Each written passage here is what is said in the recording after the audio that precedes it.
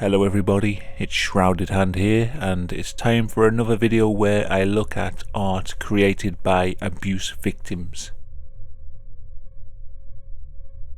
In the first video we looked at drawings of torture survivors. It was very literal depictions of abuse. The artists were attempting to directly illustrate the things that were happening to them. This video deals a lot more with subconscious imagery and symbolism seen in mostly innocent pictures. Today we're looking at drawings created by victims of childhood abuse.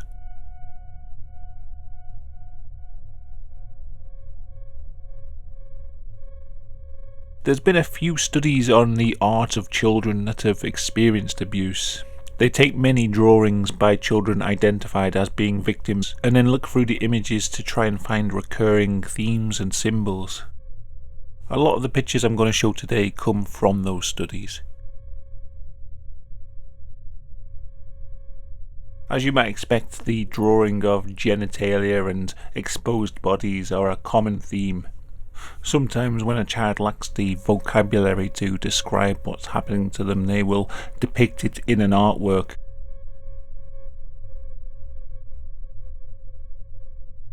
In Brazil, a 5-year-old girl began displaying disturbing psychological problems, so her parents sent her to a therapist. The therapist was unable to get the child to tell her what was wrong, and so suggested to the parents that they should look through the child's drawings for clues. In her bedroom, hidden in a book, they found these disturbing images. What the child had been unable to tell the therapist, she'd been able to describe in simple shapes and lines. A priest who had been giving the girl private English lessons was arrested soon afterwards and later admitted to the abuse.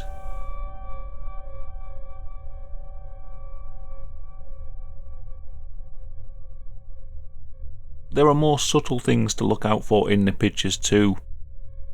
Notice the bared teeth, a universal symbol in most mammals of aggression and anger. Often in these drawings the teeth are drawn as sharp fangs. The smiles turn into angry grimaces. This symbol isn't confined to the children's art either. If you remember in the previous video, these drawings from North Korea, they show the same sharp teeth in some of the prison camp guards as they abuse the prisoners.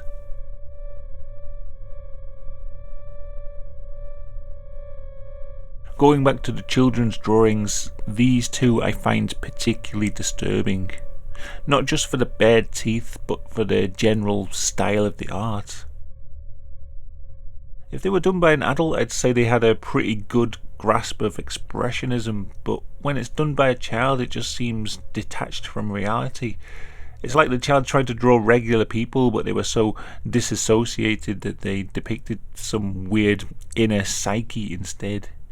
Then again, maybe I'm reading too much into it and they were just trying to draw a monster or some character off TV. There is another thing that disturbs me about them though. They remind me a lot of another artist. These are some of the drawings done in jail by the serial killer Otis Toole. He himself was a victim of horrific childhood abuse and committed his first murder at the age of 14. The similarity between his art and this child's drawing is remarkable. It seems like some demons never leave you. Another common theme in the kids' drawings is depictions of helplessness. Often the victim will draw themselves without arms or hands, unable to defend themselves. Sometimes they will have no mouth, or the mouth will be tightly shut.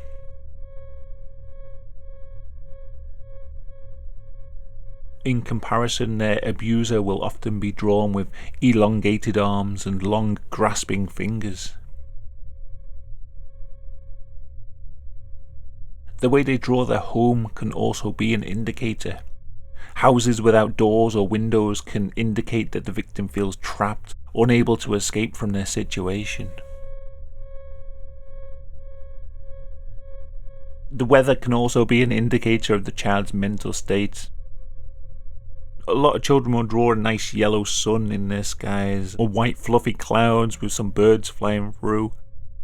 A child experiencing trauma will often draw dark, stormy clouds menacing overhead, or rain pouring down from above. An overabundance of hearts supposedly is another sign, but I'm not really sure why. I can't find any papers that explain the psychological reason behind it. It's just that hearts appear a lot in the art of children that have experienced abuse. And finally, the use of red apparently is also important. Red is often used in children's art to represent danger or aggression.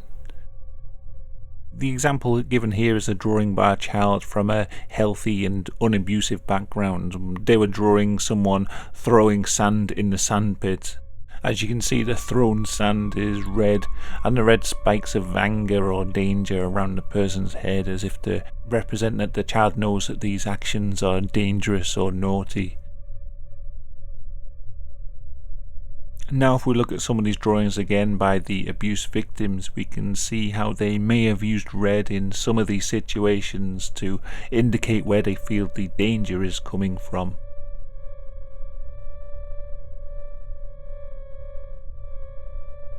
A lot of these signs and symbols can be seen in this drawing. This was created by a child that escaped from the Branch Davidian Waco compound. I'm sure a lot of you know about Waco already, but just to give a really quick rundown, the Branch Davidians were a religious cult that owned and ran the Mount Carmel Center. This was a closed compound in Waco, Texas. In 1993, the Bureau of Alcohol, Firearms and Tobacco obtained a search warrant for the compound because they suspected the Branch Davidians of stockpiling weapons. After they failed to gain entry to the Mount Carmel Center, the compound was sieged by the FBI for 51 days. Then on the final day of the siege, the FBI brought in tanks and attacked the compound. At some point during the assault, the Branch Davidians set multiple fires around the Mount Carmel Center and burned themselves alive inside the building. 76 people died, including 25 children.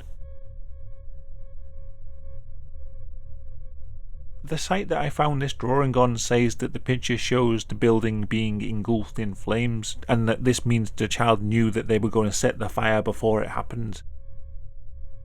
Personally, I'm not sure if this does show fire. Life for children in the Branch Davidians was one of constant discipline. They were severely beaten for the slightest infraction of the rules. They had this large wooden paddle that they called the helper, and they used it to beat the children into obedience. Sexual abuse was also very commonplace. The leader of the cult, David Koresh, took many girls as his wives, the youngest of which was just 10 years old. To me, the picture shows the claustrophobic nature of life at the Waco compound. The red might not be fire at all. It could just be representing the atmosphere of strict discipline, the constant fear of physical punishment. Notice how it's all contained within the walls of the building, a place filled with spikes and jagged lines and cage-like boxes. And of course the multiple hearts, some of them becoming pentagrams, which is strange for a cult obsessed with biblical prophecy. Outside the building, life seems almost idyllic with the sun and rainbow overhead, although there is the ever-present apocalyptic storm clouds right at the very top.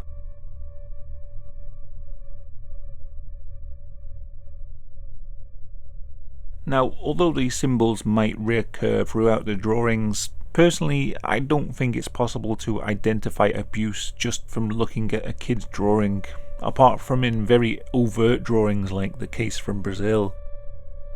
Children draw all sorts of weird stuff, and just because a kid starts drawing something like hearts and lots of red doesn't mean anything on its own. Maybe red is just their favourite colour and they think hearts look cute. Maybe they can't draw hands, so they leave them out, or they draw a house and they forget to add the door. Maybe it's raining outside, and so that's what they draw. It's similar to my video on mental illness and art. When you look at lots of art from people with certain mental illnesses, you can see recurring themes. But that doesn't mean that everyone who uses these themes has that mental condition. For example, paranoid schizophrenics might draw lots of eyes, but not everyone that draws eyes is a schizophrenic. I just wanted to say that in case somebody watches this and then they start getting paranoid about their kids' drawings. This kind of analysis can only really be done in retrospect. It may be possible to infer something about their mental state or look for common recurring symbols across the artworks, but it only works when you know the history of the children that drew them. There have been blind studies where experts were given a load of kids' drawings and then asked to pick out the ones that had suffered abuse. The hit rate wasn't great, and the drawings of children from unabusive backgrounds were often misidentified, so kids' drawings probably aren't a good way of identifying abuse, at least not on its own.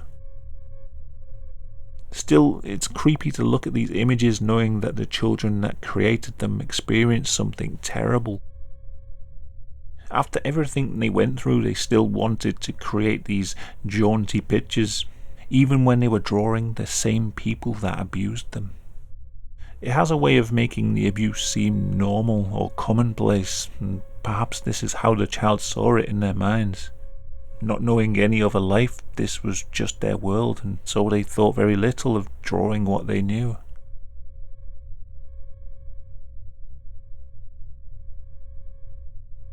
Thank you for watching the video, and I hope you found it interesting. I know it was a bit of a rough subject this week, and that's saying something for my channel. Even though it was far less graphic than my usual stuff, it's one of those subjects that I find a lot heavier than any serial killer or some random atrocity. I suppose it's because with a serial killer or something like that, you know it's a one-off rare event, and that's what makes it significant, whereas with something like this kind of abuse, you know, it goes on every day and all over the world. Anyway, on that cheerful note, I'm going to end this video.